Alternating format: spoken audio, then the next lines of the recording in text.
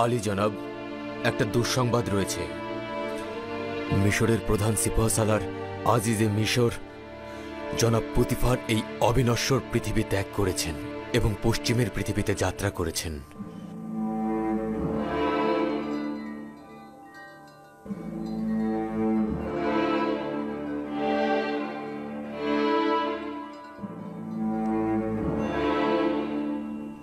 পুতিফার একজন মহান ব্যক্তি ছিলেন। তিনি মিশরের বাদশার খেদমতে অসংখ্য সময় ব্যয় করেছেন। তার ত্যাগ, কুদরত ও উৎসর্গের কাছে মিশর সবসময় ঋণী। আমাদের পক্ষ থেকে তার খানদান ও রাজমহলের সকলের প্রতি সমবেদনা রইল। আমরা তার পশ্চিমের দুনিয়ায় যাত্রা অনুষ্ঠানে অংশগ্রহণ করব।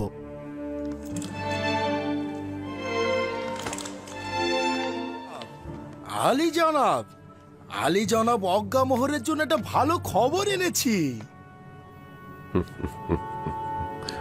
পুতিফার মারা গেছে ঘন্টা খানেক পূর্বেই, আর ঘন্টা খানেক পরেই তার অন্ত্যেষ্টিক্রিয়ার অনুষ্ঠান। আপাতত একটু থামো। পূর্ব থেকেই আমি হত্যার বিরোধী ছিলাম, কিন্তু এখন আর পথ নেই। হত্যাই হচ্ছে সর্বশেষ পদক্ষেপ। আজ পুতিফারের অন্ত্যেষ্টিক্রিয়ায় আমেনহোতেব অবশ্যই তার উত্তরাধিকারী নির্বাচন করবে, এবং যদি ইউজারসিফ ব্যতীত অন্য কেউ হয় তবে সেটা ইউজারসিফের জন্য অপমানজনক হবে। এবং যদি ইউজারসিফ তার স্থানে নির্বাচিত হয়, সেক্ষেত্রে আমাদের দৃঢ় চেতনার পদক্ষেপ এখনো বাকি আছে। ইউজারসিফকে অবশ্যই খতম করা উচিত। বাধ্য না হওয়া পর্যন্ত এই কাজ করা যাবে না।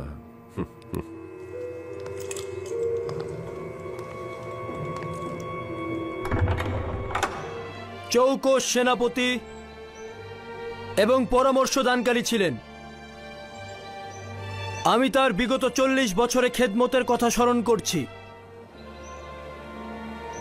তিনি ছিলেন আজিজে মিশর, মিশরের অর্থমন্ত্রী এবং প্রধান সেনাপতির দায়িত্ব দক্ষতার সঙ্গে পালন করেছেন। আমার পিতা তৃতীয় আমেনহোতেব এবং মিশর দেশের জন্য তার অতুলনীয় খেদমত ভুলে যাবার মতো নয়। আমি তার পরবর্তী জাহানের চিরন্তন শান্তি ও চিরজীবী জিন্দেগি কামনা করছি, এবং যেহেতু জিন্দেগির শেষ দিন পর্যন্ত তার সেবা থেকে বঞ্চিত হচ্ছি, তাই আমি অত্যন্ত দুঃখ ভারাক্রান্ত।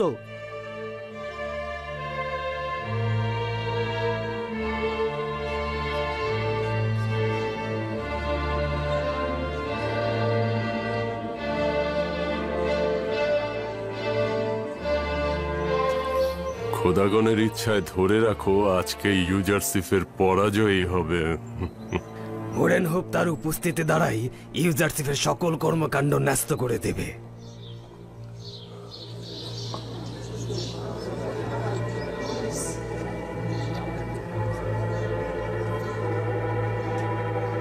মিশরের প্রাচীন রীতিনীতি অনুযায়ী পুতিফারের অন্ত্যেষ্টিক্রিয়া অনুষ্ঠানে আমি অবশ্যই তার উত্তরাধিকারী নির্বাচন করব।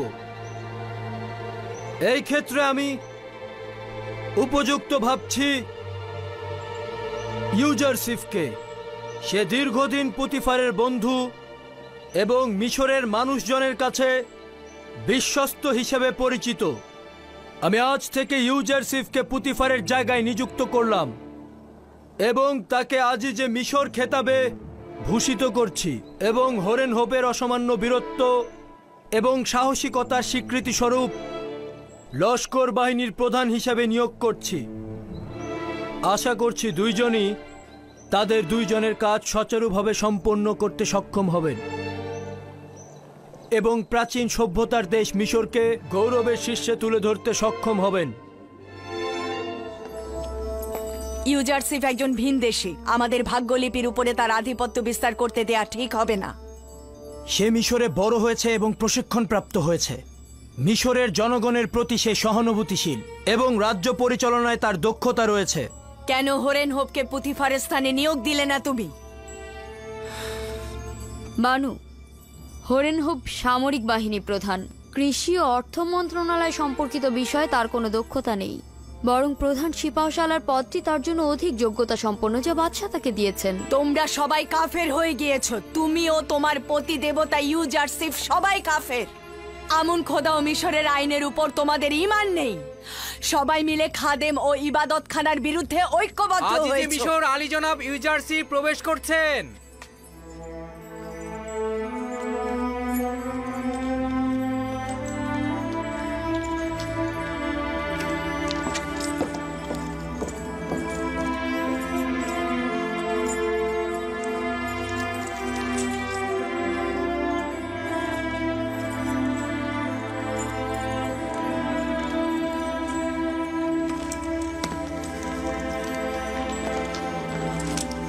দরুদ মিশরের শক্তিশালী ও দয়ালু বাদশাহ। দরুদ আজিজে মিশর হাকিম ইউজারসিফ। দরুদ। মহামান্য বাদশার কাছে শুকরিয়া জ্ঞাপন করছি এই অধমকে পুতিফারে উত্তরসূরি নির্বাচিত করার জন্য।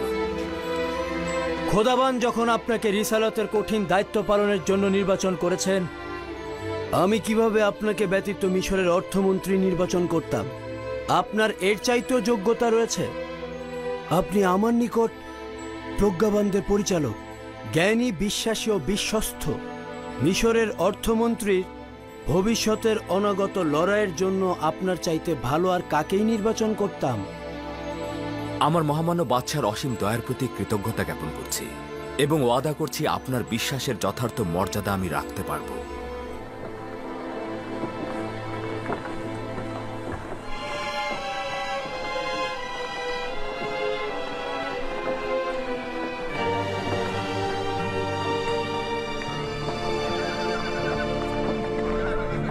এই কত বস্তা গম রয়েছে? প্রায় 100 বস্তা। আরো কি সরবরাহ করতে পারবে? মুদ্রা দিলে যত চান ততই দেওয়া যাবে, সমস্যা নেই। দাম কত? এই কয়েকদিনে দাম একটু বেড়ে গেছে। সবাই গম কিনে কিনে সঞ্চয় করে ফেলছে। প্রতি বস্তার মূল্য পড়বে 50 দেবন। আমরা প্রতি বস্তার জন্য 5 দেবন বেশি দেব। যতটা পারো সংগ্রহ করো আর ইবাদতখানার গুদামে হস্তান্তর করো। তোমরা যা চাও তার চেয়ে বেশি দেব। এগুলো আমাদের অগ্রিম বায়না, বাকিগুলো হস্তান্তরের পর। আচ্ছা আচ্ছা, ঠিক আছে।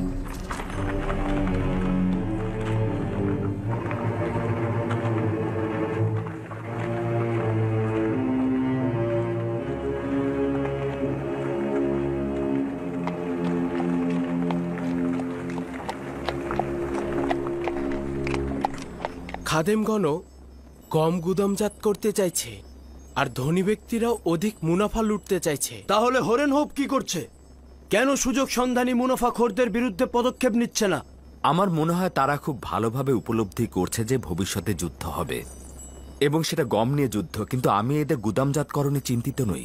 খাদেমগণ ও ধনী ব্যক্তিগণ এই গুদামজাতকরণের মাধ্যমে নিজেদের পরাজয় ডেকে আনছেন। এই অবস্থায় আমরাও যদি সঠিকভাবে গুদামজাতকরণ করতে পারি তবে তাদের পরাজয় নিশ্চিত। স্বীকার করতে বাধ্য হচ্ছি যে আপনার উদ্দেশ্য সঠিকভাবে বুঝতে পারছি না। গম গুদামজাত করার মাধ্যমে কিভাবে খাদেমদের পরাজয় ডেকে আনবেন এবং কিভাবে আমাদের সফলতা ও বিজয় নিশ্চিত করবেন? কিভাবে গুদামজাত করছি এটাই মূল বিষয়। তারা যে প্রক্রিয়ায় গম সংরক্ষণ করছেন তাতে 2 বছরের বেশি টিকে থাকা সম্ভব নয়। তাদের গম পচে নষ্ট হয়ে যাবে, কিন্তু আমরা আমাদের পদ্ধতিতে এই গমকে 7 বছর সতেজ রাখতে পারবো। ইউজারসিফ এমনভাবেই কথা বলে যেন আমাদের বিশ্বাস বৃদ্ধি পায় ও দ্বিধাগ্রস্ত দূর হয়ে যায়। আর এই গম সংরক্ষণের রহস্যটা কি তা কিন্তু আমি এখনো কাউকে বলিনি। আমি এই রহস্য আমার খোদার কাছ থেকে শিখেছি। যদি মহামান্য বাদশাহ জোরাজোরি করেন তবে অবশ্যই আমি বলতে বাধ্য। তবে আমি চাই যে এই বিষয়টি আমার কাছেই গোপন থাকুক। আমার উপর বিশ্বাস রাখুন। আমি তোমার প্রতি পূর্ণ বিশ্বাস রাখছি। যদি কল্যাণ মনে না করো তবে বলার দরকার নেই। আমার আশা ইবাদতখানার প্রভুদের পরাজয়, আমুনের ধ্বংস এবং খাদেমদের আইনের পরিসমাপ্তি।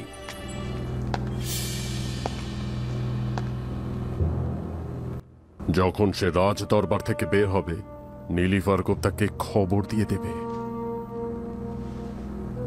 তোকে আমি কোথায় পাবো?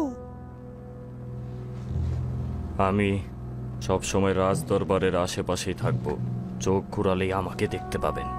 উপযুক্ত ফুসতে কাজটা সেরে ফেলবি, ঠিক আছে? চিন্তা করার কিছুই নেই, বাকি কাজটা আমার। ভুলে যেও না, আমরা কিন্তু একে অপরকে একদমই চিনি না। নিশ্চিন্তে থাকতে পারেন আলী জনাব।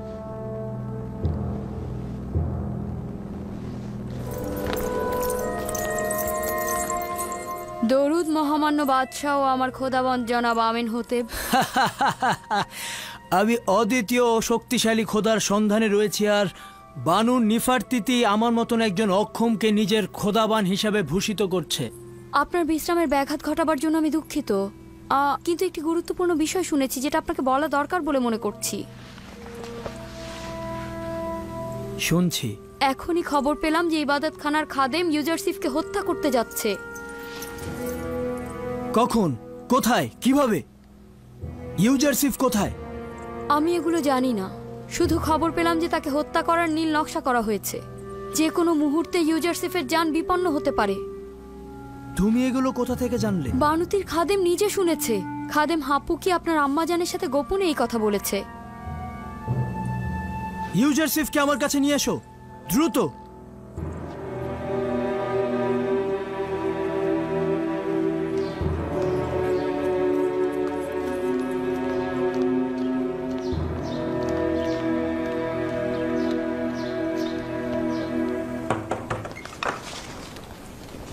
দরুদ আজিজে মিশর জনাব ইউজারসিফ।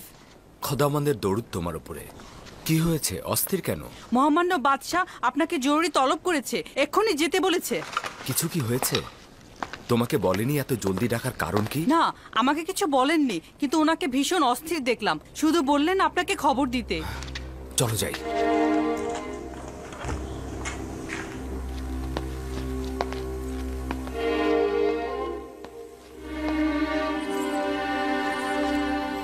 দরুদ আমার মহামান্য বাদশাহ আমেন হতেব। শুনলাম ইবাদতখানার খাদেম তোমার জন্য নীল নকশা এঁকেছে। এখনো এমন কিছু ঘটেনি আলী জনাব, আপনি আমাকে নিয়ে চিন্তা করবেন না। মহামান্য বাদশাহ, আমরাও কিছু বিক্ষিপ্ত কারণ শুনেছি। সেটা সত্যি খুব বিপজ্জনক এবং চিন্তার বিষয়। আজই খাদেম হাপুপিকে দেখলাম বানুতির কাছে এসেছেন এবং রাজমহলের একজন প্রহরীর সঙ্গেও কথা বলছিল। আমি বিশ্বাস করছি তারা ভয়ঙ্কর কিছু ঘটাতে যাচ্ছে। এর হাকিকত রয়েছে। কিছুক্ষণ আগে বানুতির খাদেম আমার কাছে এসেছিল। সে বলছিল যে যেহেতু এখনো পর্যন্ত আপনাকে রাষ্ট্রীয় কার্যাবলী থেকে বিরত রাখা সম্ভব হয়নি, তাই তারা হত্যার ষড়যন্ত্র করছে।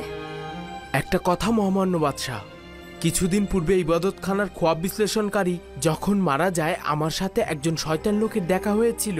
তিনি বলল যখনই সুযোগ পাবো ইউজারশিপের ক্ষতি করব। এগুলো গুরুত্বপূর্ণ নয়। আমি সেই সব কুচক্রী ষড়যন্ত্র নিয়ে মোটেও বিচলিত নই। আমি আমার কাজ নিয়ে চিন্তিত। আমি আমার সামর্থ্য এবং আমার উপরে অর্পিত দায়িত্ব এবং সন্নিকটে আসা দুর্ভিক্ষ নিয়ে আমি চিন্তিত। আমার মরহুম আব্বাজান শুধুমাত্র আমুনের খাদেমদের বিরোধী ছিল, কিন্তু আমি আমুন এবং আমুনের খাদেমদের বিপক্ষে রয়েছি। এই আইন যত দ্রুত সম্ভব নিশ্চিহ্ন হয়ে যাক। আমি যত দ্রুত সম্ভব এই বিষয়ে চূড়ান্ত সিদ্ধান্ত নিব। আগামীকাল দেরিও হয়ে যেতে পারে। যদি শামশিরকে কোনো কারণে বাইরে নিয়ে আসা হয়, তবে সেটা তার মালিকের জন্য বিপদ ডেকে নিয়ে আসে। ইবাদতখানার বিরুদ্ধে ছোট্ট একটি পদক্ষেপ জনগণকে আমাদের বিরুদ্ধে খেপে তুলতে পারে। অপরদিকে আমুন মন্দিরে রক্ষিত বিশাল ধন সম্পদ দ্বারা হাজার হাজার মানুষকে মিশরের হুকুমতের বিরুদ্ধে খেপিয়ে তোলা সম্ভব। এতে অনেক নিরীহ মানুষের মৃত্যু ঘটতে পারে। তুমি তো দেখতেই পাচ্ছ দিনের আলোতে আমাদের মহলে কিভাবে গোয়েন্দাগিরি চলছে এবং তোমাকে হত্যার পরিকল্পনাও করছে। তুমি কি বলছো তাদের সুযোগ করে দেব, যা পরে আর ফেরত পাওয়া যাবে না? যদি আমার মহামান্য বাদশাহ শান্ত থাকেন, তো আমি একটি পথ বাতলে দিতে পারি, যেটা আপাতত খাদেমদের ষড়যন্ত্রের হাত থেকে আপনাকে রক্ষা করতে পারে। শুনছি, আমি খাদেমদের ষড়যন্ত্র থেকে বাঁচতে চাই। তা কি করে সম্ভব? প্রথমে মহামান্য বাদশার নিকট আমি একটি সওয়াল করতে চাই, অতঃপর খাদেমদের বিরুদ্ধে লড়াইয়ের কৌশল আমি বলবো। জানতে চাই আমার মহামান্য বাদশাহ কোন খোদার ইবাদতকারী।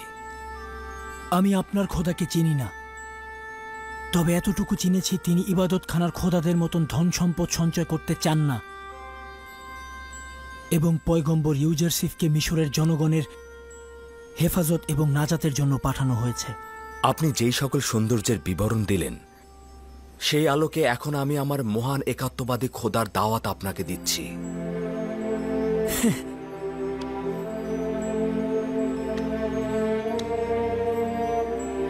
কোনো প্রয়োজন নেই, কেননা এখন আমি একাত্মবাদী খোদার অনুসারী। হ্যাঁ, আমার একাত্মবাদী খোদা? হ্যাঁ, একাত্মবাদী খোদা, যে খোদা সকলকে সমানভাবে আলো দেয় এবং যার রহমত সকলের সত্তার জন্য বর্ষিত হয়, যে খোদার হাতে সকল সত্তার প্রাণ নিহিত, নদী নালা অফুরন্ত ফসলের বৃদ্ধি যার হাতে। মহামান্য বাদশাহ, আপনার পেরেশান হওয়া উচিত নয়, পুনরায় বেহুশ হয়ে যেতে পারেন। আমি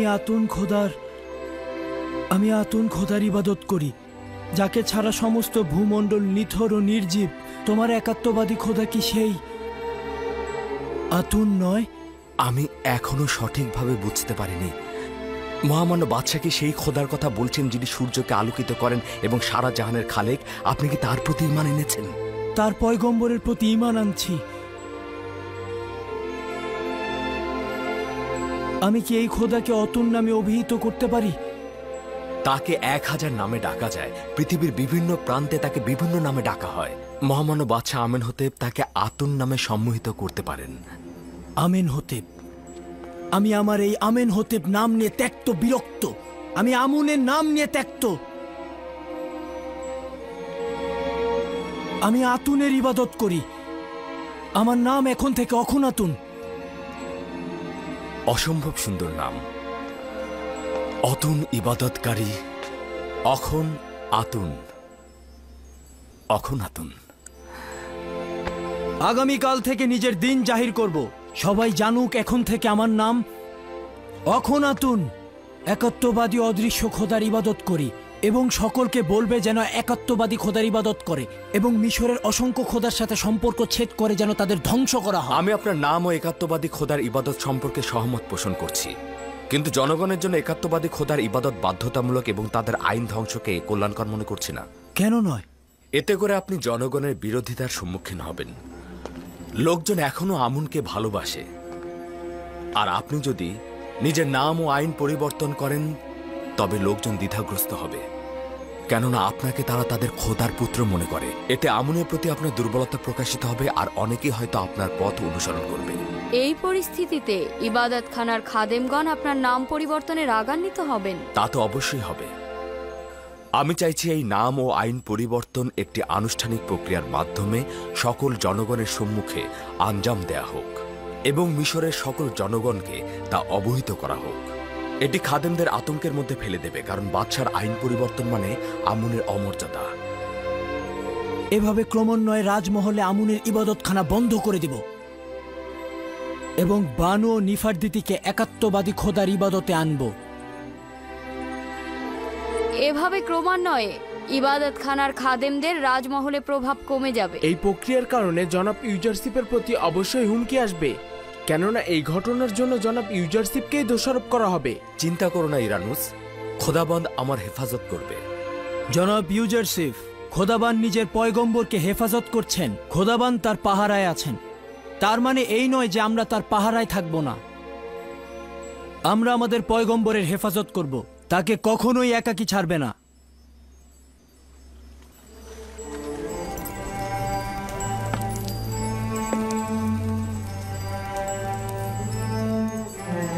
আজ মিশরবাসীর খোদা আমুনের কুদরতে পৌঁছানোর দিন।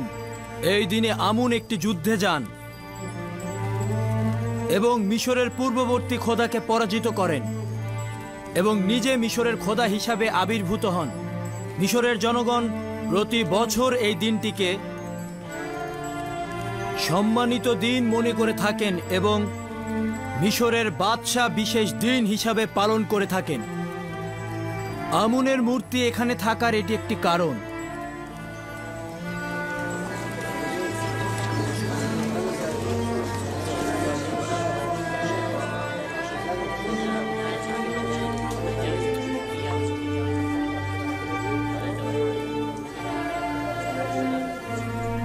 আজ বাদশার আমনকে পবিত্র করার কোনো ইচ্ছেই দেখছি না।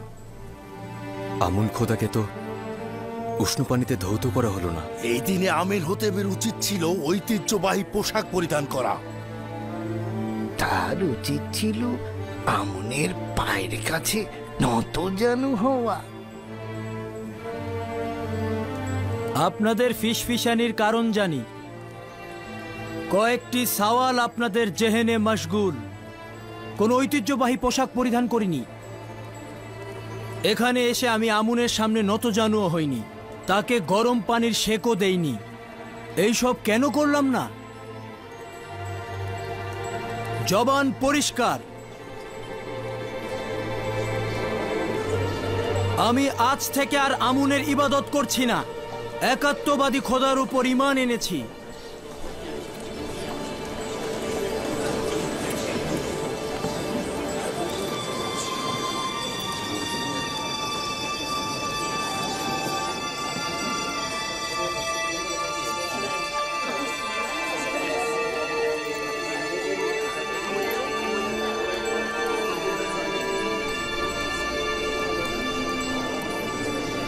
আমি জানতাম ইউজারসিফ তার কাজ আঞ্জাম দেবেই দেবে।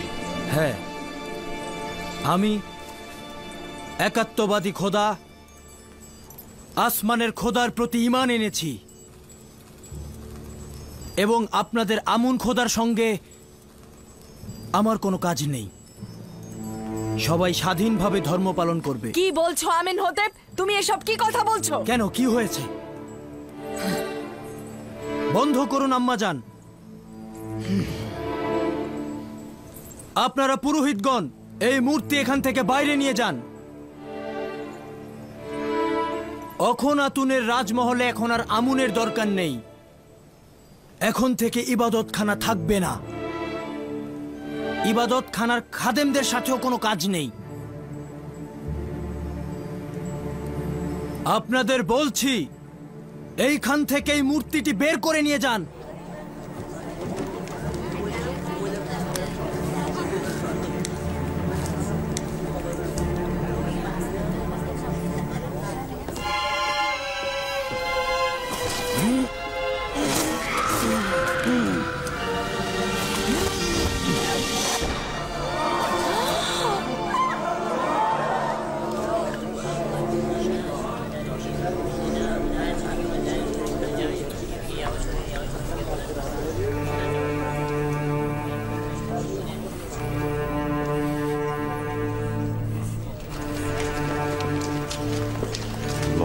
তোমাদের উপর ধ্বংস হবে, তোমরা ধ্বংস হবে। তুমি আমন তার অপমান সহ্য করবে না।